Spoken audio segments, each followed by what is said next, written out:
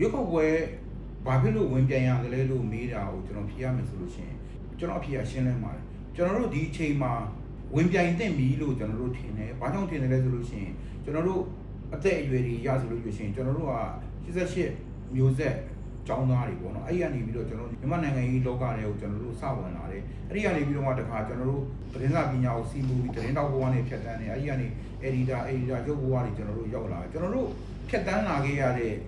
နိုင်ငံရေးအတွေ့အကြုံတွေကျွန်တော်တို့ခံခဲ့ရတဲ့လူမှုဒုက္ခတွေကကျွန်တော်တို့အသက်နဲ့ရှင်လို့ရှိရင်အရန်ကိုများပြားနေပါပြီအဲ့တော့ဒီအတွေ့အကြုံခေါင်းတွေကိုကျွန်တော်တို့က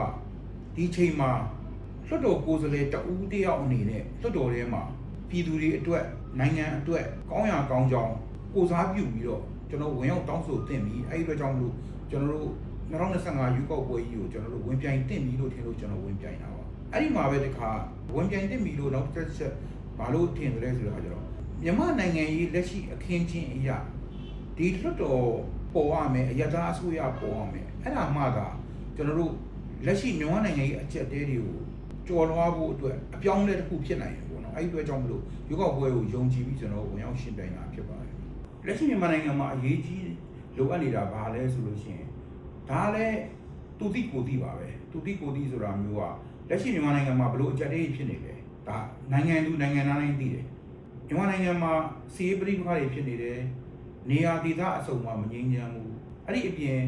ဒီလိုစီးရေးပဋိပက္ခတွေမြန်မာနိုင်ငံအကျက်တဲတွေကြောင့်လူမှုစီးပွားတွေဆုတ်ယုတ်နေတယ်ပျက်စီးနေတယ်စစ်ဘေးစစ်ဒဏ်ခံရတဲ့နေရာတွေဆိုလို့ရှိရင်စစ်ဘေးသင့်ပြည်သူတွေအများများနေတယ်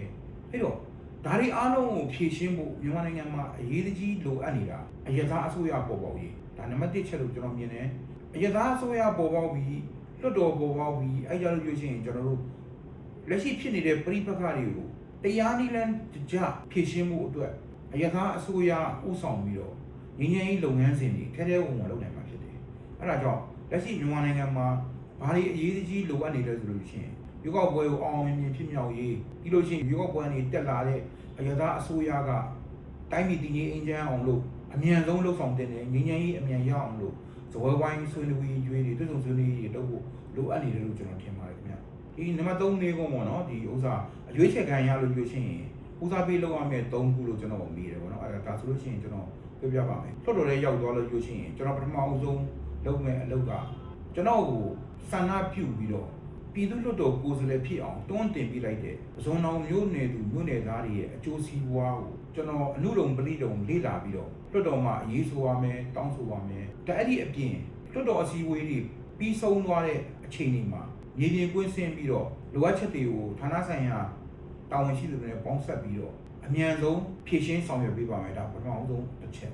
ဒုတိယတစ်ချက်ကကြတော့မြန်မာနိုင်ငံမှာဖြစ်ပေါ်နေတဲ့လူမှုစီးပွားဒုက္ခတွေအဲ့ဒီဒုက္ခတွေကိုကျွန်တော်တို့တည်တည်ချာချာစစ်စစ်ဆက်ဆက်လေ့လာသုံးသပ်ပြီးတော့ကျွန်တော်တို့လွှတ်တော်မှာအရေးဆိုတင်ပြပါမယ်နံပါတ်3အချက်အရန်အရေးကြီးပါတယ်ပြည်တွင်းငြိမ်းချမ်းရေးကျွန်တော်တို့ပြည်တွင်းငြိမ်းချမ်းရေးအတွက်ကျွန်တော်တဦးတယောက်တည်းနဲ့အဆင်မပြေပေမဲ့ကျွန်တော်ဟာပြည်တွင်းငြိမ်းချမ်းရေးအတွက်ဥဒ္ဒချက်တဲတပွင့်အနေနဲ့ကျွန်တော်ပါဝင်ပြီးတော့ဆွမ်းဆွမ်းတမန်ကိုစွမ်းညံစွမ်းရှိသမျှကျွန်တော်ပူးပေါင်းပါဝင်ဆောင်ရွက်သွားမှာဖြစ်ပါတယ်ဗျာကျွန်တော်ကပစွန်တော်မြို့နယ်ပြည်သူ့လွှတ်တော်ကိုယ်စားလှယ်လောင်းအနေနဲ့ဝင်ရောက်ရှင်ပြန်တာဖြစ်တဲ့ကြောင့်မလို့ပစွန်တော်မြို့နယ်သူမြို့နယ်သားတွေကိုအမှားစကားပါကြပါတယ်အဲ့ဒါကကျွန်တော်ကလိုအပ်လာလို့ကျွန်တော်ပစွန်တော်မြို့နယ်ကနေဝင်ပြိုင်ခြင်းဖြစ်ပါတယ်ကျွန်တော်တစ်သက်လုံးစီးပူးလေ့လာခဲ့တဲ့ပညာတွေကျွန်တော်တစ်သက်လုံးတွေ့ကြုံခံစားရတဲ့လူမှုဒုက္ခဒုက္ခအတွေ့အကြုံကောင်းတွေအတွေ့အကြုံဆိုးတွေအရင်တည်ပြီးတော့ပစွန်တော်မြို့နယ်သူမြို့နယ်သားတွေကောင်းကျိုးအတွက်မြန်မာနိုင်ငံကြီးကောင်းကျိုးအတွက်မြန်မာနိုင်ငံပြည်တွင်းငြိမ်းချမ်းရေးရဖို့အတွက်ကျွန်တော်လွှတ်တော်တွေကနေကိုစားပြုဝင်ရောက်ဆွေးနွေးတင်ပြတောင်းဆိုတော်မူလိုအပ်နေပါတယ်။အဲဒီအတွက်ကြောင့်မလို့ပစွန်တော်မျိုးနယ်သူမျိုးနယ်သားအနေနဲ့ကျွန်တော်ကိုရုံရုံကြီးကြီးမဲပေးကြပါကျွန်တော်ကိုရုံရုံကြီးကြီးမဲပေးမှလည်းကျွန်တော်ကလွှတ်တော်ထဲမှာအတိုက်ခံခေါင်းတယောက်အနေနဲ့မြန်မာနိုင်ငံသူမြန်မာနိုင်ငံသားတွေကိုစားပစွန်တော်မျိုးနယ်သူမျိုးနယ်သားတွေကိုစားကျွန်တော်ဝင်ရောက်အရေးဆိုပြောဆိုနိုင်မှာဖြစ်ပါတယ်။ထပ်ပြီးတော့ပစွန်တော်မျိုးနယ်သူမျိုးနယ်သားတွေကိုပြောချင်တာကပစွန်တော်မျိုးနယ်ရဲ့တမိုင်းဟာအင်မတန်ကြီးမားပါတယ်အစဉ်လားကျွန်တော်တို့မြန်မာနိုင်ငံမှာရွေးကောက်ပွဲဒါနဲ့ဆို၄ချိန်ရှိလာပါပြီ1990 2010 2015 2020ဒါ၄ချိန်ပြီးသွားပြီပေါ့နော်အခု5ချိန်မြောက်ရွေးကောက်ပွဲပေါ်ပေါက်လာပါပြီအဲ့တော့ပြီးဆုံးခဲ့တဲ့ရွေးကောက်ပွဲကြီး ၄ချိန်မှာတော့မှလူမျိုးပဲဒီမိုကရက်တစ်အင်အားစုဖြစ်တဲ့ကျွန်တော်တို့ပြည်သူ့ပါတီကိုမဲပေးပေးပါအကယ်၍ပဇွန်တော်မျိုးနယ်သူမျိုးနယ်သားတွေကအကြောင်းမျိုးမျိုးကြောင့်မဲမပေးခဲ့လို့ပြောရှိရင်ပဇွန်တော်မျိုးနယ်လူမျိုးသားတွေမကြိုက်တဲ့ပဇွန်တော်မျိုးနယ်လူမျိုးနယ်သားတွေမလိုလားတဲ့ပါတီတွေကနေပဲအစိုးရဖွဲ့ပြီးတော့အုပ်ချုပ်သွားမှာဖြစ်ပါတယ်ဒါကိုတတိချက်စီလိုပါတယ်အဲ့တော့ကျွန်တော်ကိုကိုလည်းအာမခံပါတယ်ကျွန်တော်တို့ပါတီကိုလည်းကျွန်တော်တို့အာမခံပါတယ်